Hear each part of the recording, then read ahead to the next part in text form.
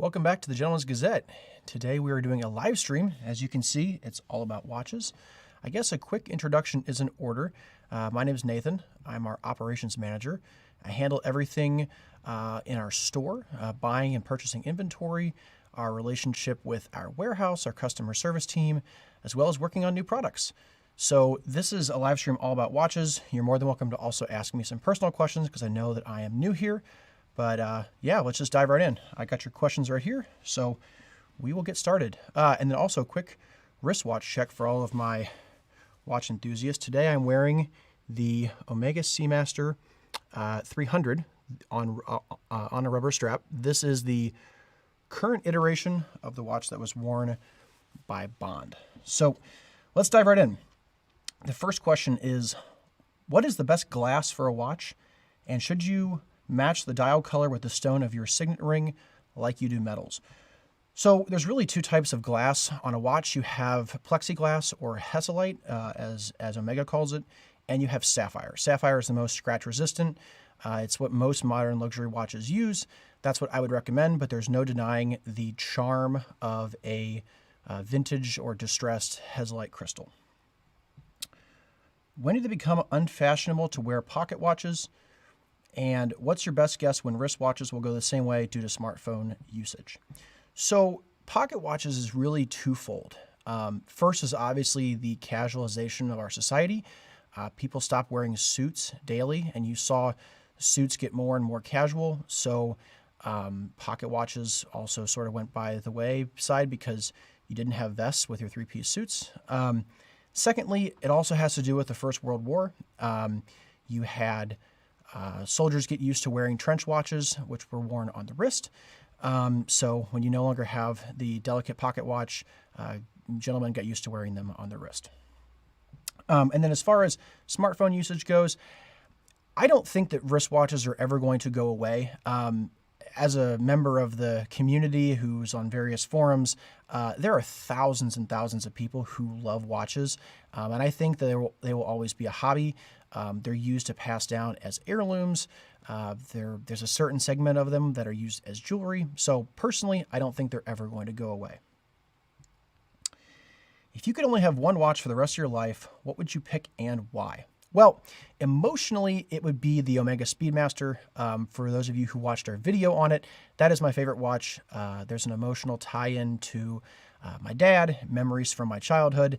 So that would be probably my first pick. If it came down to being something practical, a watch that I wore for a long time, for the better part of a year, was the Rolex Explorer 1, the 214270. Black dial, Mark II dial, fully illumined, for all of my watch fans out there. That watch, I really loved it because it didn't look like a Rolex. It wasn't super shiny. The bracelet was matted, but it also had 100 meters of water resistance, so I could wear it in the pool and really just put it on and forget about it. What was the first watch that you wore regularly? It's actually twofold. My parents gave me a steel watch with a white dial that was actually made, I don't know who made it, if it was Timex or Bulova, for the Boy Scouts of America. I got that. It was an Eagle Scout watch. My parents gave that to me when I earned my Eagle Scout in high school. And at the same time, my girlfriend, who's now my wife, gave me a watch from a brand called Arvo. It was a fashion watch. The case was in some sort of rose gold plating, silver dial, and I wore those two a lot. Those were the first two watches that sort of got me into watches. I was on my menswear journey working in retail, and I remember saying, hey, well, I'm wearing a tie, tie clips, pocket squares, sort of the next progression is a watch. And I didn't have a lot of money, and fortunately I was gifted both of them. That's what I wore for the better part of several years through high school and into college. And then the first luxury watch or introductory luxury watch that I purchased was an Oris 65. I got it on a forum. I think I paid about $600. And when I got that, just the difference in quality of the movement, although it was a Sellita-based movement, it wasn't anything super high end. But that just sort of sent me down the path. I wore that for about a year. I sold that and bought my first Speedmaster, and it's been a dangerous hobby since then. What are your thoughts on divers, chronographs, and sports watches? Well, they're all kind of the same. You have dress watches and sports watches. A sports watch will always be a diver. A chronograph can be on a dress watch, although I think you see them most commonly on sports watches. So I like all of them. I love the Omega Speedmaster. We have a variety of different divers here. All these watches were sent over by Federico and John over at Del Rey Watch. They're not a sponsor of the channel, but they do send us watches that we use for our videos, so we thank them for that. But yeah, divers, chronograph, sports watches, yes to all. With a sub $200 budget for an everyday watch, what would you choose that would be fashionable and respectable by watch people? I would say pick a brand that has heritage. Don't go with a fly-by-night fashion watch, even though I started with, with fashion watches. I'd pick a Seiko. I'd pick an Orient. I'd pick a Bulova. If you can find a Hamilton, those are some good ones to start with. For an everyday watch, you have to sort of figure out what your style is. If you're into sports watches and divers, a Seiko diver is an easy pick. The Casio Duro, Chris, who is behind the camera, has one and is a big fan of it. If you're a dressier guy, the Orient Bambino is a great watch. Pilot's watch, Chris has a Bulova Pilot's watch that he picked up for around $200 as well. Those are all great ones. Again, I think to watch people, they recognize that you like it because of the watch and not because Instagram or an influencer told you to buy it. Why does Rolex charge so much for basic services? This is twofold. Number one, because they can. I think you've seen in the last 50 years, Rolex has gone from really, this is a 16610 Submariner. This dates to about 2008. I'll get that on the camera there so you guys can see. This is sort of right as Rolex began to transition from a tool watch into a full-on sports watch. This has the more jangly bracelet. It's not super high polished. And I think you've seen them turn into a luxury brand where their watches are more about flash and being able to get a hold of them. So in addition to that, their servicing costs have gone up. Secondly is, unfortunately, watchmaking really is a dying trade. There's a shortage of watchmakers out there. So the watchmakers who do service watches are completely overloaded. So it really comes to supply and demand. Dealers can charge more because there's fewer watchmakers and more watches that they have to work on. I will say if you want a basic service like the inside of the watch cleaned, maybe the gaskets changed out, I would look at a bunch of reputable watch dealers like Federico at Del Rey Watch. They offer services where you can send in your watch to them and they have their in-house watchmakers clean them up, so you're not paying for Rolex to service the watch. And a lot of them have watchmakers who have worked for Paddock, Philippe, Vacheron Constantin, so they can absolutely handle a Rolex. What do you think of diamonds and gems for decoration? So for me, in my personal style, not for me. But I will say if you're going to do it, whether it's a diamond bezel, a diamond dial, or a fully iced out watch, if that is your thing, I would go factory because the diamonds and the setting that are done by Rolex and by Paddock and other brands is like way farther ahead than your local jeweler getting a Datejust and doing it himself because they have much higher standards for the diamonds.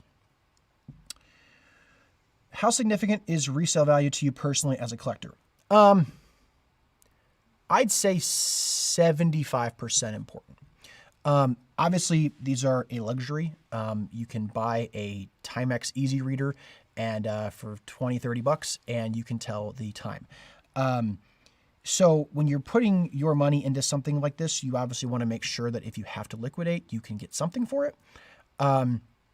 So I tend to buy all my watches secondhand because someone out there took the depreciation hit on most watches, not Rolex sports watches, not Paddock or AP.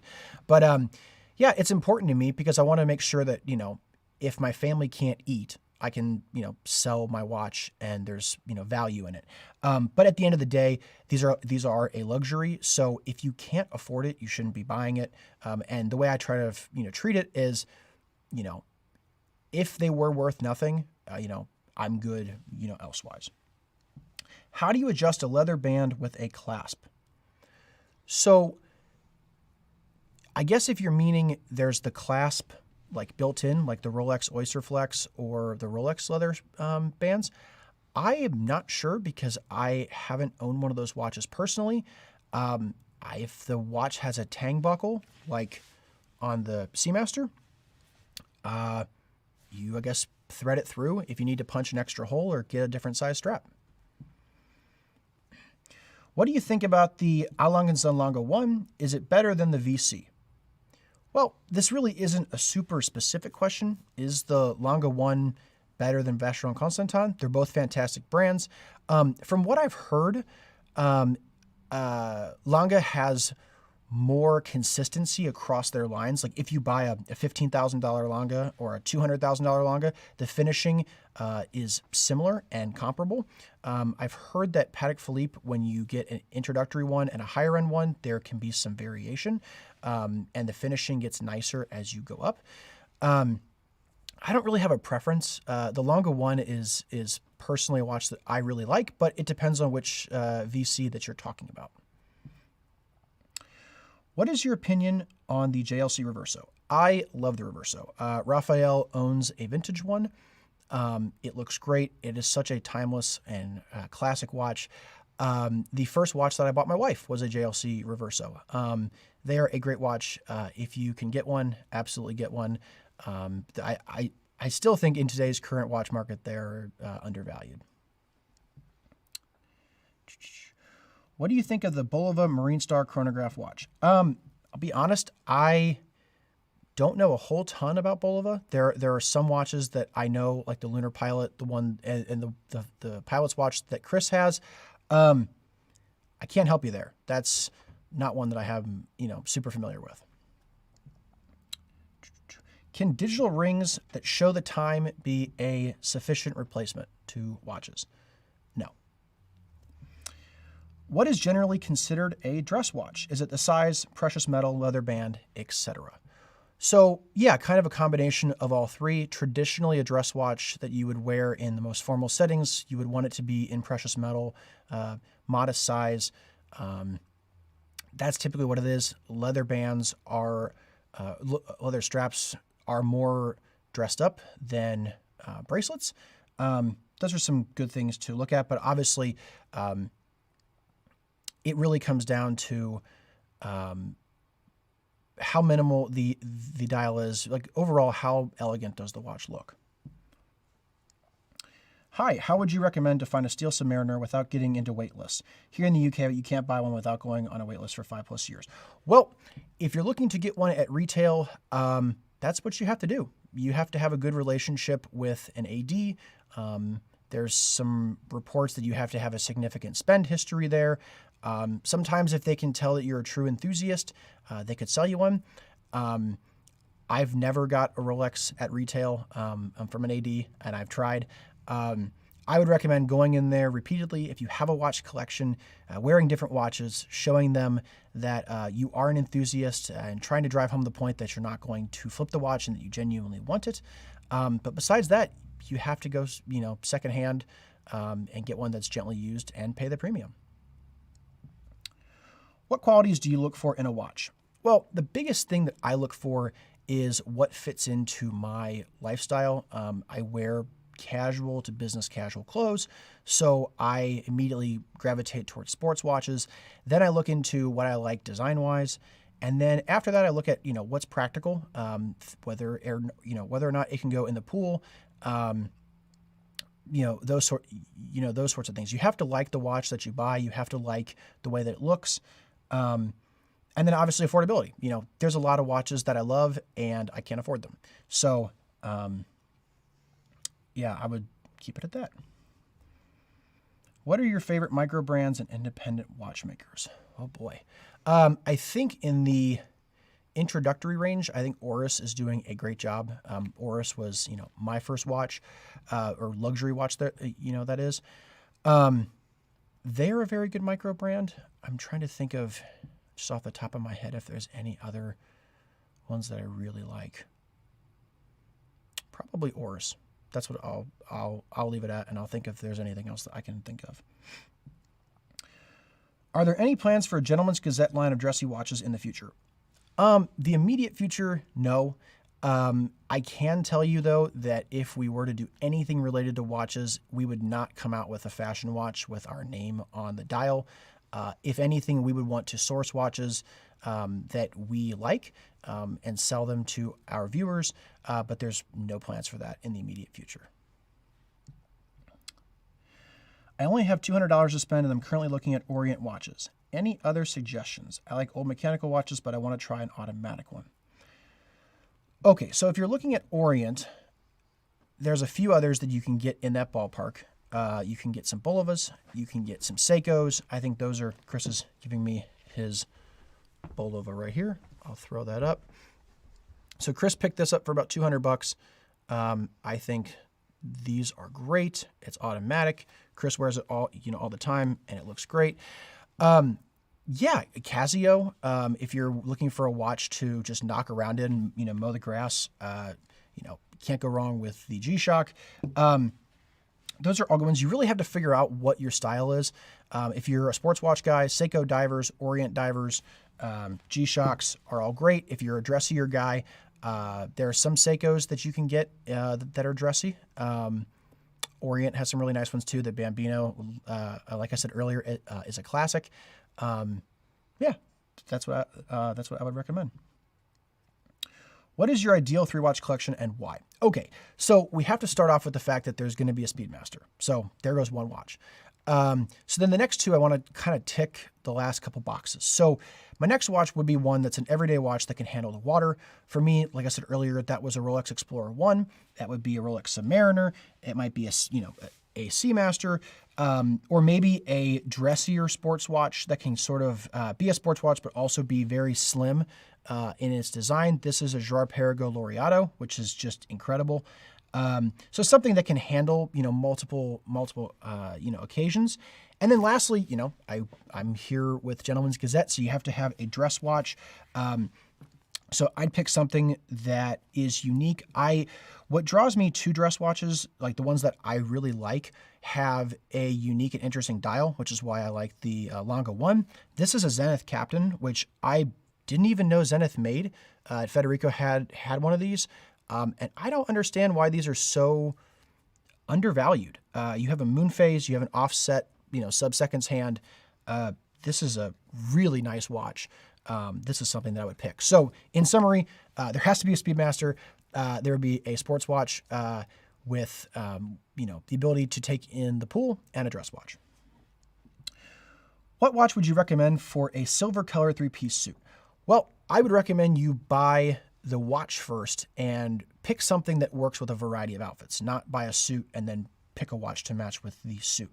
So if you are always wearing suits, sounds like you might be a dress watch guy. So I would pick something with a minimal classic dial in silver, in white, something that'll look good with, maybe if you're wearing a silver suit, a gray suit, a blue suit, a brown suit, whatever, they will look good with that.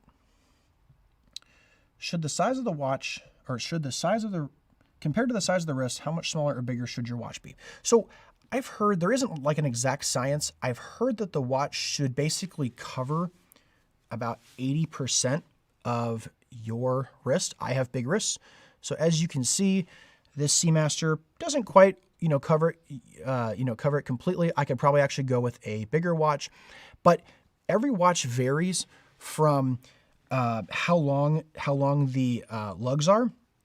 So what I would recommend as you're trying to figure out what watch works for you, go into your local AD, do a little bit of homework, learn what brands are there, and try on a bunch of different watches and figure out what looks good on your wrist. There isn't a hard and fast rule, because if you look back at history, people like Muhammad Ali wore a Cartier tank, and he had a huge wrist. So, yeah, I would say try on different watches and figure out what you like. Obviously, this is a 42 millimeter Seamaster. We have some other 42, millimeter watches here. It looks fine on me, but if, Preston wore something like this, he has a much smaller wrist, they would look huge. So you have to go try things on and figure out what works for you. Should you go with a good analog watch or a good smartwatch with a leather strap? Okay, so you know what I'm going to say, which is pick a good analog watch rather than a smartwatch on a leather strap. I watched a video a while ago. Christian from Theo and Harris, he sells really nice leather straps, and he made them for the Apple Watch. And he said there's an interesting sort of juxtaposition there where because the Apple Watch will eventually become technically obsolete, your strap will outlive your watch, whereas typically your watch will outlive your strap. Which is kind of interesting to think about. I don't think personally, and this is my opinion, there's really any way to make an Apple Watch or a smartwatch look dressed up. So personally, I would always recommend buying a regular wristwatch. Opinion on the Moon Swatch. Yeah, the collab between Omega and Swatch. I really like it.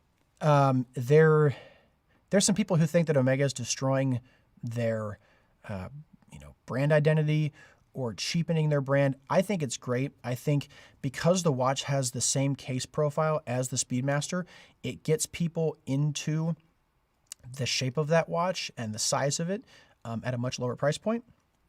Now, I will say with the way the current watch market's going with flippers, that it sounds like a lot of people weren't able to get their hands on it from the initial release, and a lot of them are going for well over retail. But Swatch has said that it's going to be a regular production watch, so eventually there will be more. But overall, I think it's a great thing. Why do so few of watches feature both the day and the date? Too often, only the date is shown. So I think overall, it's a complication thing. When you're adding a date, like you look at various calendar watches or the Rolex day date, when you add the day of the week, it's a extra complication. It takes more, watchmaking skill. And so I'm not a watchmaker. I don't know what the cost is to make these watches, but I would only assume that they're not able to achieve it at the price point that they want to. Just curious, the Tissot PRC 200 opinions. I have 3, 1 black, 1 blue, and 1 brown on a Jubilee band. So, nice watch. I don't know what opinion you want me to give you. Are you asking to keep just one and sell the rest? Are you asking which one's my favorite? My favorite would probably be the blue dial because I like, blue dials in general. Yeah, I don't really know what your opinion is, but it sounds like what opinion to give you. It sounds like if you have 3 of the same watch, and you're looking to add another one, sell 2 of them and get some different watches. Why are they so expensive when they only just tell time? It's not like they cure baldness. So are they just wrist jewelry? Well, I think it's multifaceted. One, you're paying for a craftsmanship and an art that is underappreciated. And I know that, while saying that, watches like Rolexes and Omegas are made in mass. I mean, Rolex makes 800,000 watches per year.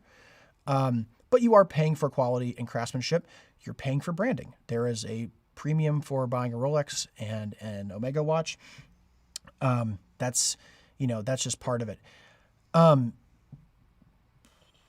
Are there people who treat them just as jewelry? Sure. There are people who you go up to them and say, "Hey, nice watch," and they don't know anything about the watch. They just bought it because they like it. But as a whole, you're paying for the branding and the quality and craftsmanship of the watch.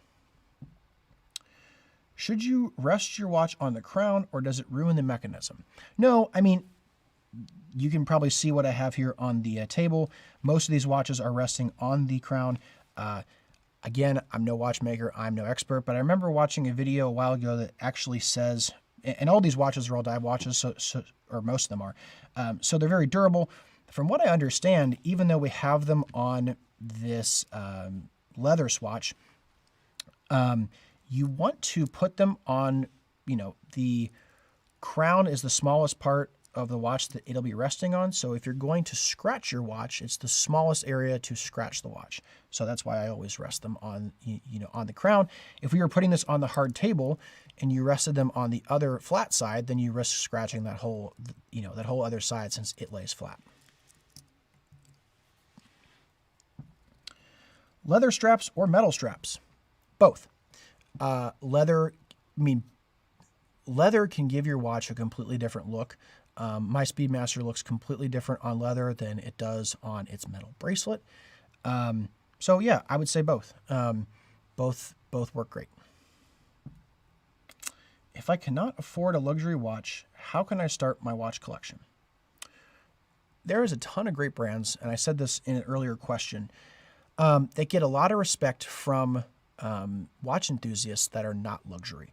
You need to figure out what kind of watch you like, what style you like. You need to figure out if you like the feeling of having a watch on your wrist, period. So you can start with, Timexes are super cheap. But if you want to get into an entry-level, mechanical, Orient, Seiko, Hamilton, those are all great entry-level watches that are not considered luxury. And then from there, you'll figure out if you like it and you want to invest more money into it, or if you're happy being at that level. That's fine too. Should I get one expensive watch or multiple cheap ones? You kind of have to ask yourself what your lifestyle is and what you want, why you would want to have so many watches. Do you want to have a 3-watch collection or a 5-watch collection that can cover all bases?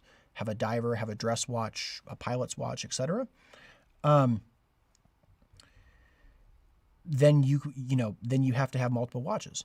Or if you want to have just one watch that does it all, that's typically where I land. I try to look for watches that fit my lifestyle and can tick as many boxes as I want.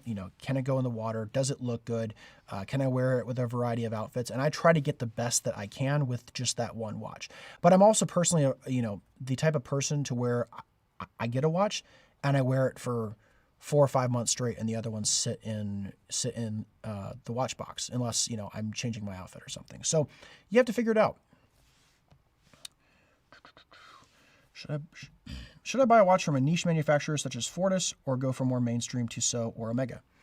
Again, go with what you like. Fortis, there is heritage there. The Fortis Cosmonaut, I believe, is a watch that has gone into space. Again, I'm not a Fortis expert, so you have to ask if you like the story that they tell and you like the design of the watches. As for choosing between Fortis, Tissot, or Omega, well, I'm an Omega fan, so that's what I would personally choose. But there's nothing wrong with buying a Fortis. What is all the excitement about watches? Why are gentlemen interested in them? So I think part of it's what I mentioned with quality and craftsmanship and heritage from, in a society that maybe doesn't appreciate that. I think there's a level of collectability. Guys like to collect things, whether it's cards, or baseball cards, or cars, or, lapel pins or pinky rings. Guys like to collect things, so it gives you something to collect. I think there's an heirloom portion of it, where you might want to buy it and then hand it down to your kids one day, which is what I personally want to do. I think we've also seen, our fathers and grandfathers. They had, one watch that they would wear for their entire life. I remember my grandfather sitting in his chair, winding his watch, every day. He wore a Longines from the 50s that my grandmother gave him, when they got married. So I think we're kind of used to, maybe our, parents had items that sort of had permanence. And there's some of that. And then I think there's also maybe the negative side of watches, which is hype. So you want to have it because James Bond wore it, or you want to have it because, I don't know, some athlete or, celebrity has it. I think that there's that too. That's the beauty about watch collecting, is you have people who are in it for the hype.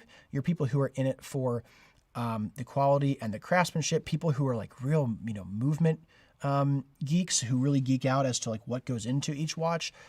There's really something for everybody, which is why I love the hobby. Are NATO straps fitting to formal outfits? James Bond did it. That's true. James Bond did it. I am nowhere near as stylish as James Bond, so I wouldn't dare to try it out. If you want to, go for it. If you think that that you can pull it off, I will say you have to know your time and place. Know that Bond wore that iconic Submariner on the NATO strap in warm weather formal attire. with a cream linen jacket. So know the time and place and go for it. Is it worth buying a luxury automatic watch? Yes. What are the classic American watches? Anything that stands up to all the great stuff from Europe? So there's watches that are ingrained in American history. I can think of, well, first off, Hamilton. Hamilton came from Pennsylvania. Do they stack up to the Swiss? There are a few, and I can't remember the name off the top of my head. There are a few really high horology American watchmakers right now. Are there as many watchmakers in the United States, as there are in Switzerland? No. I don't really think, I don't know of any super high horology ones. I know that the most iconic one is probably Hamilton, within the United States. For someone who wants to get into the hobby of watch collecting, where do you recommend to start, where to look at first, and what things to keep in mind? Oh boy. Well, I'll tell you how I started. I got into menswear. I told you I was looking at various accessories that I could add to my outfit, and watches was kind of a step, and I got fashion watches. And I think that's where a lot of people stop. But there's no denying, at least from my point of view, that a quartz fashion watch just doesn't soothe the soul of a watch collector. So the great thing is there's a lot of awesome YouTube channels out there that talk all about watches, where you can learn about movements, what's an automatic, what's a mechanical. We've done a ton of content about that. But in addition to our stuff, I love what Federico does at Federico Talks Watches, Christian at Theo and Harris, Adrian over at Bark and Jack.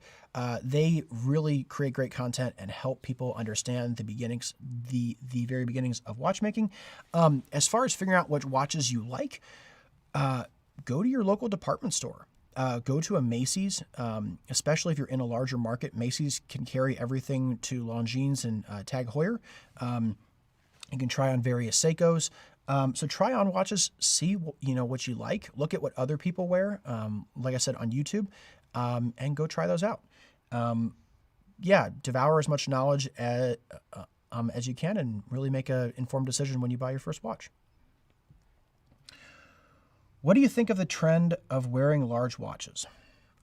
So this is kind of a tough question, because what's large to one gentleman is not to another. Like I said earlier, many of these watches on this table look fine on myself or on Chris or even on Raphael, and they would look huge on Preston. And vice versa. Preston could wear a really nice, small, elegant watch that would look tiny on me. So when it comes to large watches, it really depends on how big your wrist is. Are there brands out there that just make obnoxiously huge watches? Yes, and they're fashion watches that have like 5 clocks built in, and you should just avoid those anyway because they're fashion watches. But when it comes to like large watches in general, I would say you just figure out what works for your wrist. What is your opinion on two-tone watches, and do you feel the look is gaining in popularity? I don't think it's nearly as popular as it was in the 80s and 90s. I like the look. There's several people I know who wear two-tone watches really well. My father-in-law being one of them. He has a two-tone Datejust. I like the look. It also makes it easier when you're, if you have the same precious metal as what you wear in your wedding band, then you can kind of accomplish both. Do I think it's gaining in popularity? I'm not an expert on the watch market, and if they're selling more, I haven't noticed them on more people's wrists per se. So that part, I'm not sure, but do I like the look? Yes. What watch would you suggest as a gift for a recent college graduate? Budget less than $500. Okay, so what do you like? Dress watch, sports watch, everyday watch. The first one that I personally like, that I gravitate towards at $500, is the Hamilton Khaki. You can get it in automatic. You can get it in manual wind. They come in a variety of different cases. They come in titanium, stainless steel, bronze, different color dials, blue, silver, black's the most common. That's a great everyday watch. It's a manual wind, so it doesn't, I wouldn't take it in the pool, but that's a great watch, Swiss made. You can get a variety of Seiko divers in that range at various sizes. The Seiko Turtle, the Seiko SKX, if you buy those ones pre-owned. There's a lot of great watches in that $500 range. Hi, why does Movado have a bad reputation with watch people? Because from what I understand, in the 80s and 90s, they just came out with a bunch of quartz watches. And I believe it's Movado who has that watch that's got like the dot at 12 o'clock and then just the hands. Personally, I'm not a fan of the look of it. It's in quartz. I think Movado had really nice watches in the 50s and 60s. And from what I understand, the reason why they're hated on is they just produced a bunch of quartz watches and charged a really high premium for them. I have the budget of $500,000 and not sure what to go with. I'm thinking of a Rainbow Daytona, but something more simple and affordable like a Nautilus would be a good starter watch. I wish I was you. Again, there's a common theme here. What do you like? Personally, I would choose the Nautilus because the Rainbow Daytona is a little bit loud for me personally. You also run the really good risk of it being stolen. I guess both watches. I would choose a Nautilus. It's a little slimmer than the Daytona, so it can sort of work like the GP here as a dressier sports watch. You can see how slim that is and how like refined the bracelet is. This is a very similar style to the Nautilus. So, and when I opened this up, when Federico sent this over, I told him, I said, this might be my favorite watch that I've put on that's not my Speedmaster. I would recommend something similar to this, but personal taste, I just think the Rainbow Daytona is really, really loud, but very cool. How tight should a metal bracelet be? Should it be a little loose or tightly attached? A little loose.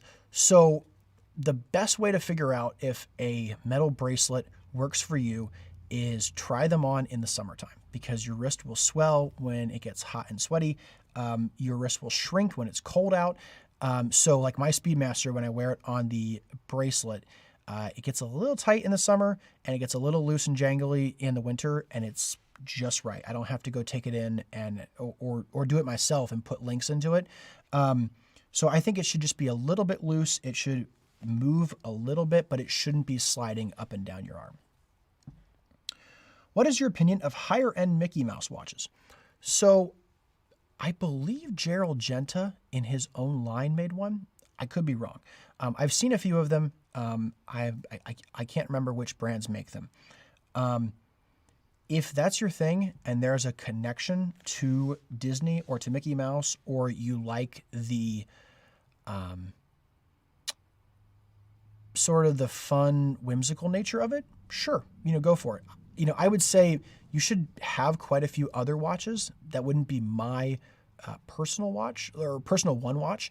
But if you like it, sure. Can you ever own too many Casios? No. Do you like wood watches? No. What is your current Grail watch if you have one? Oh boy. Well, Chris knows this because it changes by every couple weeks when Federico sends us more stuff. A Grail dress watch would be a rose gold Reverso. It has a little bit of special meaning. It was the first watch that I bought my wife, albeit in steel. I think rose gold's the color of my wedding band. So that would be a Grail dress watch. It's kind of a cop-out, but I'd probably say an AP Rolloak 15, the new 15500. And if you're not going to go with a hype watch, but a watch that is just sort of a collection piece, the one that that I really like right now is the previous generation Explorers, the 16570. We got one here with a black dial recently that was really, really nice. So I think that would be one that I purchase, right around now. What do you think of smartwatches? So let me first say that there's a couple positives. I think that they work well for fitness tracking. And I think that they can get people into the watch hobby by getting them used to wearing something on their wrist. I'm the worst person to ask because I think I owned an Apple Watch for all of 3 days, and then I returned it. I bought it because I heard that you could make the alarm buzz on your wrist so I could wake up in the morning and work out rather than waking up my newborn son. It didn't really do what I wanted it to, so I returned it. I personally am not a fan. I think that you can have one and it can work well in your collection, especially when you go to the gym and are doing, hiking or other activities, swimming. But I don't think that there's really any way to make them look elegant, even on a leather strap. I just not a fan personally. I think that's where I would leave it.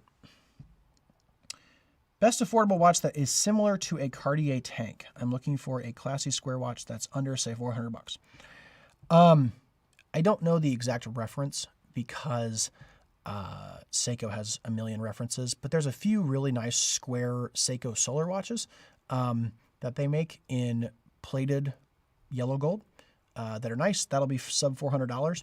If you want to go a little higher, there is Longines just released, their Dolce Vita, which is in a rectangular case, and Oris also within the last year released a rectangular cased watch. Both of them are right around $1,000. So if you want to, squeeze a little bit more budget out, those are both good as well. I've seen a lot of bad reviews for Vincero. I own a Chrono S that I got on sale and enjoy it. Been wearing it in my rotation for a few years now. What are your thoughts on this brand? If you like it and you wear it and it makes you smile, that's most important. I want to get people into watches. Personally, I don't like anything about Vincero. I think it's 101% marketing and negative 1% watchmaking. It's a watch brand that they just buy stuff off of Alibaba, repackage it and sell it. But again, if it gets the watch on your wrist, you'll get bitten by the watch bug and get other ones. I started with a fashion watch, so I can't, bash anyone for buying it. What is your favorite tool watch? Well, the Omega Speedmaster. It's a tool watch because it's a chronograph, historically used for racing, but also used to get NASA astronauts to the moon and back home safely. So the Omega Speedmaster. Some others that I love the Rolex Submariner and a variety of other dive watches. I really like the Seamaster, the Tudor Pelagos in titanium. This is like crazy lightweight if you're used to a watch on a bracelet. Various dive watches I really like. Tool watch, dive watch, chronograph. Why do y'all hate on Rolex so much? So there's Rolexes here. We've had Rolexes on the channel before. I wouldn't say anyone here hates on Rolex. I like Rolex. I think where it can be misconstrued is everyone has what they personally would spend their money on. And for someone like Raphael, if he had to buy a watch, that wouldn't be his first choice. And if it was, he would get a Cellini or one of their other dress watches. We all have what we like. There's no secret that Rolex makes 800,000 watches a year, so they're not rare by any means. They're a very nice watch. We made a video basically talking about why we wouldn't buy one, and some of the reasons are because they're very common. They're often faked. Raphael felt like he didn't need to buy a watch to prove his own success. So there's no hate on Rolex. It's just for certain members of our team, it's just not the first watch that they would purchase. What are your thoughts on Frederic Constant? I don't know a ton about everything in their collection. They make a really nice world timer. I've seen Federico feature it a few times. They have been raising the bar. They came out with a new sports watch recently. Again, the name escapes me, but it had like an integrated bracelet, a unique pattern on the dial. I think they're up and coming. I would not buy one personally at retail because they take a huge hit. But I think if you're looking for dress watches that are very similar in design to a Patek Philippe, they certainly take a lot of design language from Paddock and put it into their watches. What was your first ever watch / luxury watch? Well, my first watch, there were two. I got a Eagle Scout watch. I think it was made by Timex from my parents when I earned my Eagle Scout in high school. And I got a fashion watch in rose gold from my now wife. That was my first watch that I wore consistently. My first luxury watch was an Oris Diver 65 on a black rubber strap with green markers. And then from there, it's a long journey. Opinions on solid gold watches. Love them. The Rolex Day-Date is something that I personally would love to own one day. I mentioned that a Grail is a solid rose gold Reverso. I think that they're great. You got to be willing to pay for them because they're expensive, but overall, love solid gold watches. Will you make a watch collection video? Ask Preston. Preston is our director of content. If you want to see a watch collection video, Preston is in the chat with Jack and Teresa. They're monitoring things. So if you want to see a watch collection video, spam the chat and have Preston have me make one. What is your thought on watch winders? For me personally, I don't own one. I only usually have 2 or 3 watches in my collection at a time that are automatic. They're completely useless if you have a quartz or a manual wind watch. So if one of my watches is the Speedmaster, it renders it useless. If I had a bunch of automatic watches, would I have one? Probably not, actually, because you really have to be careful with watch winders. If you buy a cheap one and they're constantly spinning the watch, it's moving the rotor and it's taking all the springs and the internal components and keeping them tight. The watch, as you wind it, those springs get tight and then they slowly uncurl as the watch runs. Well, if you're constantly spinning it and these are always staying tight, it's actually not the best thing for your watch. If you buy a higher end watch winder, you can set them to where they alternate and they go off only at certain times of the day. If you like them, sure, get one. Just know to get a higher end one. Yeah, that should work. I think Frederic Constant has a sister brand called Alpina. Why are Alpina so criminally underrated? Not the best guy to ask. Frederic Constant and Alpina are sort of in the entry-level space of watches, and I don't follow a whole ton of brands unless there's something that I like there. I will say if they're Swiss-made and they use an ETA movement, oftentimes they get overlooked because it's seen as they're not using their own in-house movement. But if they have a nice design, yeah, they can be very overrated for what you get for the money. What is the quintessential dress watch for you? For me, it's a Breguet Classique. Speaking of which, this is a really nice Breguet that we got in. So hopefully this is a watch that you would really like. It's beautiful. I think that this is a great one. The quintessential dress watch for me. I really like the Reverso. I like both the Calatrava and I like the Longa Saxonia, those very slim, minimal dress watches. The other one that I really like and I've been considering buying is the Longines Heritage Sector. Those come in at around $1,000 to $1,500, and for me, being a more casually dressed guy, I don't wear dress watches a whole ton. So at this point in my life, I don't need to sink a ton of money into one. So I really like the way that those look. The other dress watch that I really loved and I owned for only a short amount of time is the JLC Master Control. It was a limited edition sector dial. I believe it came out in 2017. They made it in a world time, in a chronograph, and in just a time only. That watch goes for well over its retail price now. I wish that I would have kept that, but I just had a son, and so I needed to liquidate some funds. But that's a great one as well. Thoughts on the older Rolexes from the 70s and 80s and the smaller millimeter faces of the 80s and 70s as well. Yeah, if that's, I mean, vintage Rolex is a great place to get value.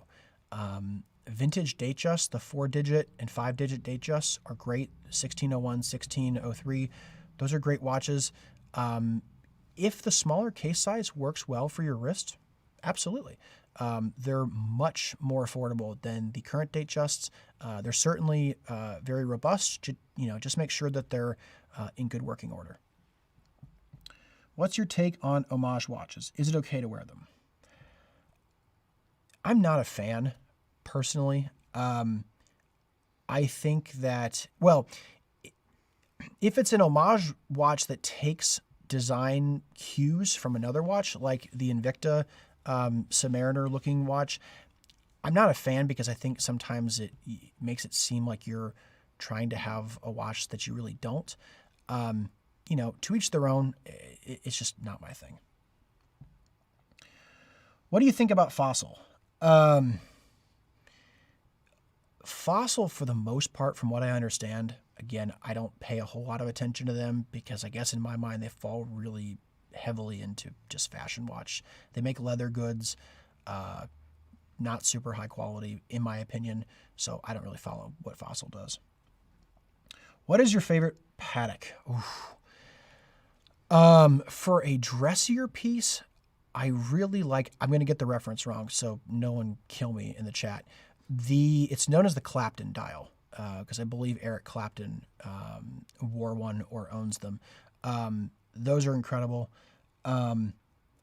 Besides that, I really like, again, it's a cop-out, but the 5711, blue or white, I don't care if it's the hotter watch. I know blue's hotter, but the 5711 is a great watch. What do you think about the Omega DeVille? It's automatic. Well, the DeVille is a line within Omega that's their more dressy watches. And Omega also the DeVille goes back, I owned a DeVille from the 60s, I want to say, for a while. You can pick those up for $5,000, $6,000, $7,000. Some of them in really good condition, some with gold plating, some in steel. I think that they're a great watch in the vintage realm. Again, you have to make sure that the 34 to 38 millimeter case works for you. The current DeVille automatics, I think that they're nice. Sometimes with a watch with a white dial, at least in my opinion, they can look really big. So I haven't really found one that I like a ton. But as a whole, Omega makes good dress watches. Do you think watch brands that have one definitive model that is integral, like AP's Rolloak and JLC Reverso, and potentially Eclipses in their other models, is a good or bad thing? I don't think it's either per se. Every brand has a watch that really made the brand what it is. Now, you can say that Rolex, almost everything they make, whether it's the Submariner or the Daytona or the Datejust or the Day-Date, that they're all iconic in their own right and they've been around forever. I don't think that that it's a bad thing. I will say I really like JLC, and since the Reverso is their most known watch, I can understand that. But JLC has a lot of really good other watches. Their new sports watch, the Polaris, is really awesome. That's a sports watch and a dive watch that I would consider buying. Their master controls, again, the master control sector dial that I owned for like 2 months, that's a really nice looking watch. The master control series for a dress watch is very, very slept on. So while they might be known for only that, most of these watch brands have a great catalog full of other watches.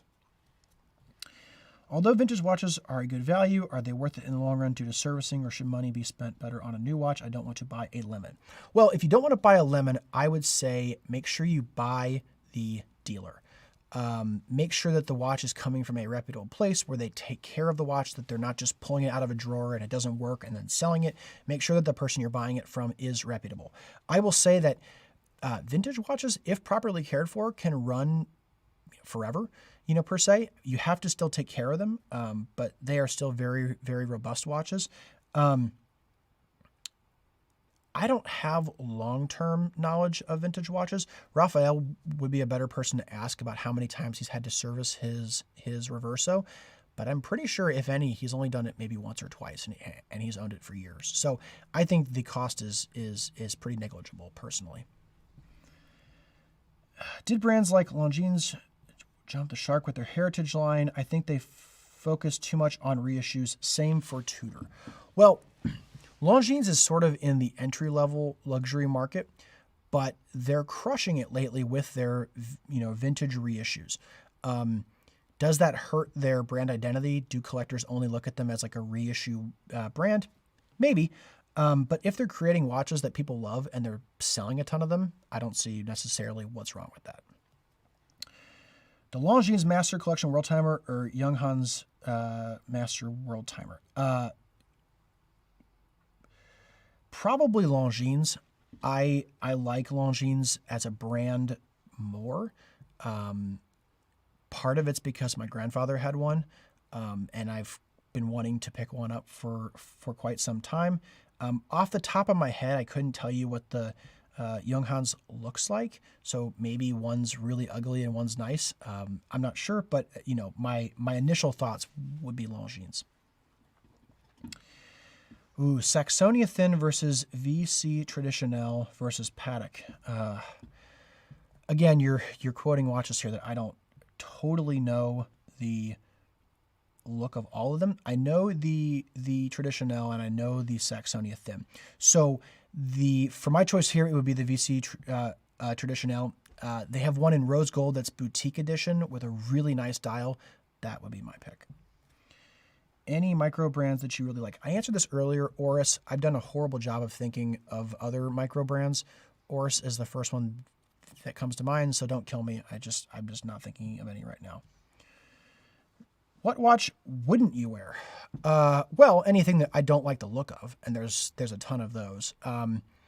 But my general criteria now is no smartwatches, no fashion watches, no fake watches, and no homage watches, and no watches that are too big or too small. But yeah, we get watches sent to us all the time. I try them on, and there's a lot of watches that I've never thought that I'd like, and I try them on, and I really love them.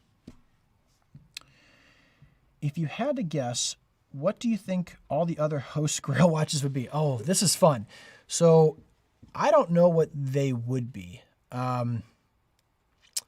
For Raphael, I would say probably a precious metal Reverso. He really likes it. I know he's also mentioned that there's other watches he likes, like the Rolloak. But I'll go with the rose gold Reverso. Well, Chris isn't a host. Chris right now, we talk about this in the office all the time. I purposely have Federico send us Tudor Black Bays because I like to torment Chris and I want him to badly buy one. So that would be Chris's right now. Kyle, I'd say some sort of sports watch, maybe a Rolex Daytona. And Preston, because he has smaller wrists, I'll say like maybe 36 or 30, maybe like a 34 vintage gold Paddock dress watch. Yeah, I'm trying to see. We're about at 12:58, so we're about to wrap up here. But yeah, if you have any questions, get them in here at the last minute. Or if you have any personal questions or you want to ask about what we're working on with Fort Belvedere, that's fine too. Otherwise, yeah, I'll just show off here real quick what we have on the table. Got one of my G-Shocks. We've got a Tudor Black Bay Blue. This is Omega's like Heritage Seamaster. They just came out with one of these with a blue dial. This is fantastic. We've got a Rolex Sub 16610. This is from 2008. This is a Gerard Perregaux Laureato blue dial. This is just a killer watch. Love this. We've got a Breguet. I'm not sure if it's part of the Classique range or what it is, but it's a Breguet dress watch. This is a total sleeper in my opinion. This is a Zenith Captain with a moon phase offset seconds. This is killer. And a Tudor Pelagos blue dial titanium. Chris's Bulova pilot's watch on a leather NATO. And then I'm wearing the Bond Seamaster 300. So I think with that, we will get wrapped up. I really appreciate everyone hanging around. Look for more watch videos in the future, and I can't wait to produce them. Let Preston know that you want to see a watch collection video, and we'll do that.